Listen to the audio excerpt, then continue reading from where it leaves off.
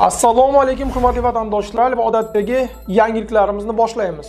Boshlashdan oldin katta iltimos, meni ko'rayotgan bo'lsangiz, podpiskani bosinglar. Podpiska bizning kanalimizga rivojlanishiga juda ham yordam beradi. Iltimos, shuni bosib qo'ying. Musofirdagi yurtdoshlar diqqatiga. Registratsiya, трудовой договор, продление документа, рассрочка va INN hujjatlarini qilish kerak bo'lsa, unda aynan bizning 6 yillik tajribaga ega o'z vatandoshlari uchun eng halol va ishonchli xizmatlar endi aynan siz uchun. Yuqoridagi xizmatlar sizga kerak bo'lsa, hoziroq bizning quyidagi raqamlarimizga qo'ng'iroq qiling. Diqqat, tezkor xabar. Migrantlar Rossiyadan qochmoqda. Assalomu alaykum qadrli mehmonlar, videodan to'liq xabardor bo'lish uchun videoga like va podpiska tugmalarini bosib qo'ying. Sankt-Peterburgda migrantlar soni 60% ga kamaydi. Sankt-Peterburgda ro'yxatga olingan migrantlar soni 2024-yilda sezilarli darajada avvalgi yilgi ko'rsatkichlarga nisbatan 60% ga kamaygan. Bu haqda shaharning vitse-gubernatori Igor Potopenko ma'lum qildi. Potopenkoning so'zlariga ko'ra, hozirda shahar hududida taxminan 210 ming migrant yashamoqda. Ulardan taxminan 21 ming nafari bolalar. Ularning 6 ming nafari bog'chalarga boradi. 15 ming nafari esa maktablarda ta'lim oladi. Vitse-gubernator migrantlar sonining kamayishini huquq-tartibot organlarining nazorat kuchayishi bilan bog'ladi. 2024-yilda Sankt-Peterburgda huquqbuzarliklar qilgan chet el fuqarolari uchun Rossiyaga kirish taqiqlangan 13 mingdan ortiq qaror qabul qilindi. Men umumiy sonning 60% ga kamayganligini aytdim, lekin patent to'lovlari 6 milliarddan 9 milliard rublgacha o'sdi, dedi Potopenko. Rossiyada migrantlar uchun bekor qilindi. Rossiyada migrant taksistlar amaliy imtihon topshirishlari shart bo'lmaydi.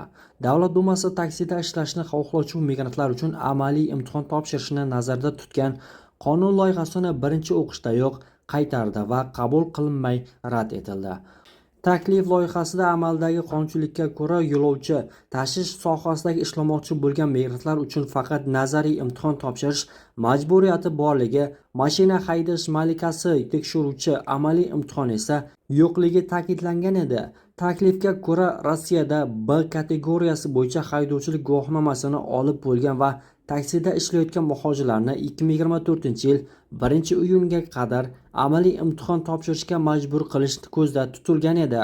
So'zki partiya ushbu tashabbusni qabul qilishi uchun harakatda davom etishini ma'lum qildi. LDPR rahbarining iddaolariga ko'ra, o'tgan yil davomida migrant haydovchilar aybi bilan sodir bo'lgan va o'lim bilan tugagan avtohalokatlar soni 24% ga oshgan.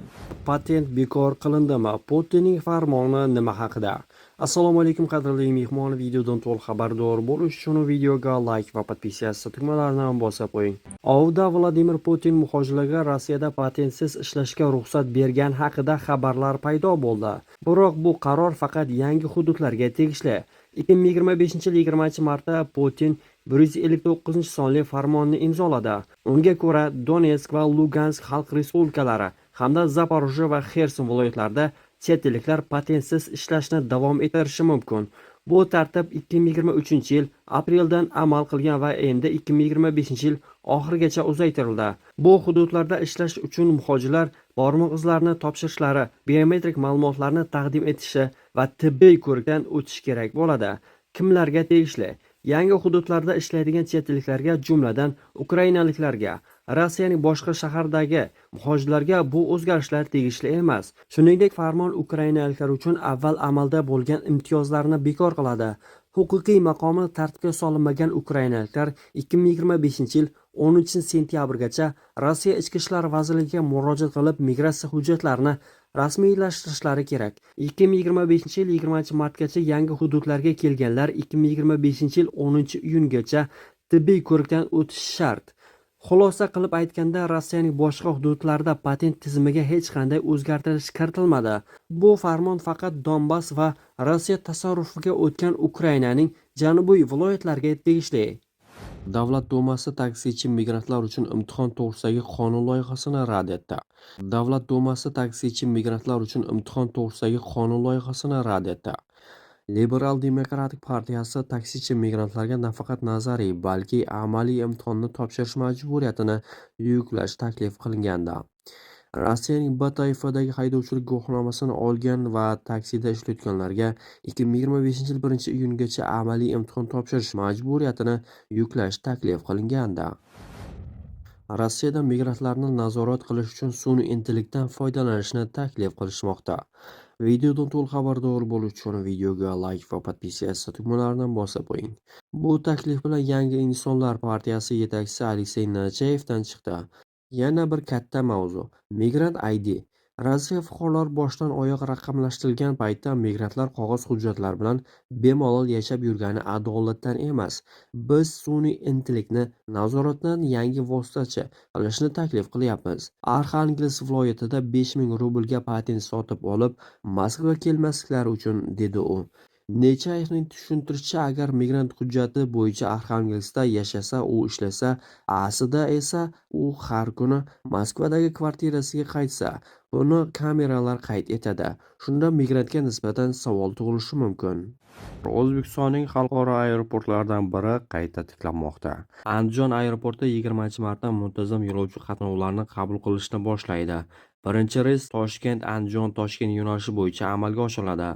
18-mart kuni Silk Avia US-601, US-602 reyslari uchun aviachiptalar sotuvi boshlandi. Parvozlar Atir 72-600 samolyotlarda seshanba va payshanba kunlari quyidagi jadvalga muvofiq amalga oshiriladi. Toshkentdan jo'nab ketish 11:20, Toshkentga yetib kelish 12:20, Andijondan jo'nab ketish 13:00, Toshkentga yetib kelish 14:00. Kelgusida Andijon xalqaro aeroporti reyslarini qayta yo'lga qo'yish ham rejalashtirilgan. Andijon aeroporti rekonstruksiyaning birinchi bosqichi yakunlandi. Uning doirasida aerodrom majmuasining sanoqli qismi, jumladan uzunligi 3300 metr va kengligi 60 metr bo'lgan 4E toifali uchish-qo'nish yo'lagi, yurish yo'lagi va 3 ta samolyotlar to'xtash joyi bo'lgan perron qurilishi yakunlandi. Terminal binosi esa hozirgi holatida qolmoqda. Terminal qismidagi ishlar rekonstruksiyaning birinchi bosqichida amalga oshirilishi rejalashtirilgan. Uralskiy havo yo'llari aviakompaniyasi O'zbekistonga yangi yo'nalishlardan muntazam parvozlarni yo'lga qo'yadi. Videodan to'liq xabardor bo'lish uchun videoga like va podpiskatsiya tugmalaridan bosib qo'ying. O'zaviatsiya agentligi Rossiya aviakompaniyasiga quyidagi yangi yo'nalishlarda parvozlarni amalga oshirish uchun ruxsatnoma berdi. Sochi-Samarqand-Sochi, Sochi-Namangan-Sochi, Krasnoyarsk-Samarqand-Krasnoyarsk,